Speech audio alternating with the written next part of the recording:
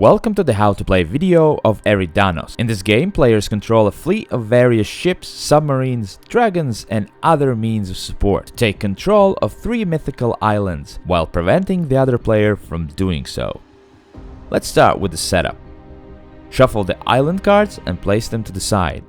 Each player chooses a color and takes all 13 cards of the chosen color. This is their unit pile. Randomly pick the first player. The game consists of several rounds, and the winner of each round takes the control of the island as spoils of war. The first player to control 3 islands is the winner of the war for Eridanos, and the game of course. Each round consists of 3 phases: preparation, battle, and aftermath. Preparation: draw and place one of the island cards in between the players. This will be the island we fight over in this round. Each player chooses 4 cards from their unit pile and puts them face down in front of themselves. This is each player's front line.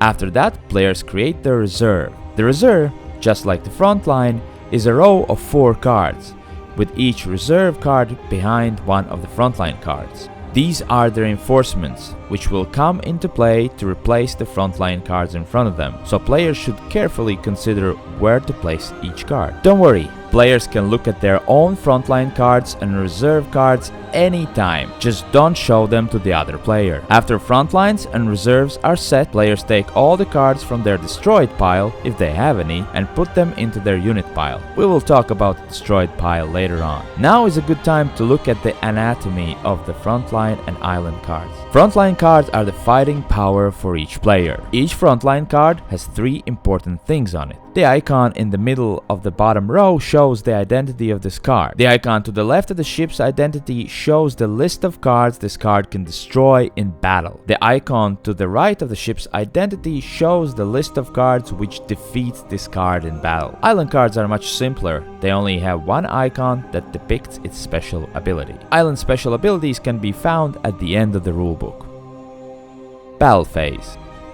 Starting with the first player, the players alternate turns by taking exactly 1 action. A player must take one of the following 4 actions: attack, strengthen, surrender, or power. Let's start with the most important one: attack. To attack, player chooses one of their cards and then one of the opponent's cards. Both cards have to be on the front line. If the card player wants to attack with is hidden, it is revealed. The player may attack with any card except the mine. The mine has can't attack icon and can only be attacked by other cards, so the mine will always stay hidden unless attacked. The player may only make attacks that either target a hidden opponent's card or a revealed card that would result in the destruction of either the player's card, opponent's card, or both. So you would not be allowed to attack a revealed unit card that would not result in the destruction of at least 1 unit card. After the attacking player has chosen their card and its target, the opponent must reveal the target card. If it is hidden, then the player will determine the outcome.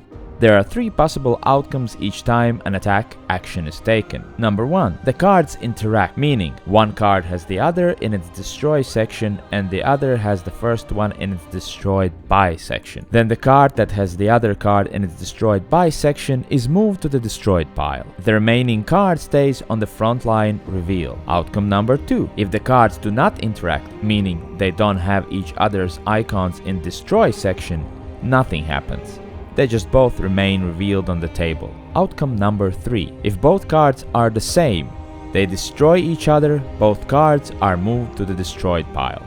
Cards that are destroyed won't be available in the next battle, but only in the battle after. Here is an example of an attack. Jonathan chooses and reveals their ship with strength 4. Then they choose one of Sarah's hidden cards to attack. Sarah reveals a card which is a submarine. They compare the icons and see that Jonathan has chosen poorly, as the submarine destroys his ship. Jonathan puts his ship into his destroyed pile. However, Sarah's submarine remains on her frontline reveal. Second action a player can take is strengthen.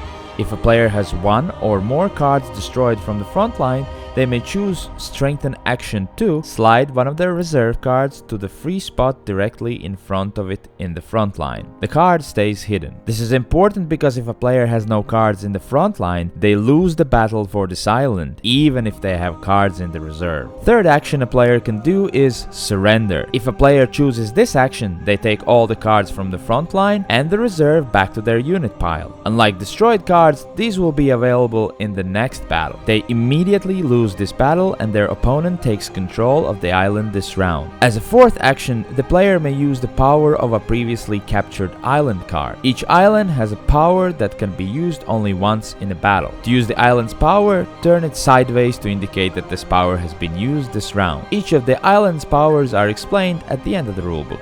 The battle phase ends as soon as the player surrenders, or a player's last card on the front line has been destroyed. In the rare case when both of the player's last ships are destroyed at the same time, the round ends in a draw. Discard the island card and complete only step 2 of the Aftermath. As soon as the battle phase is over, the Aftermath starts. First, check if any player has won their third island. If neither player controls 3 islands, proceed with the Aftermath phase. The player who won the battle, either by destroying the opponent's last frontline card or by making them surrender, must place a unit card from their frontline under the island card they just won. Someone has to stay behind to guard the island.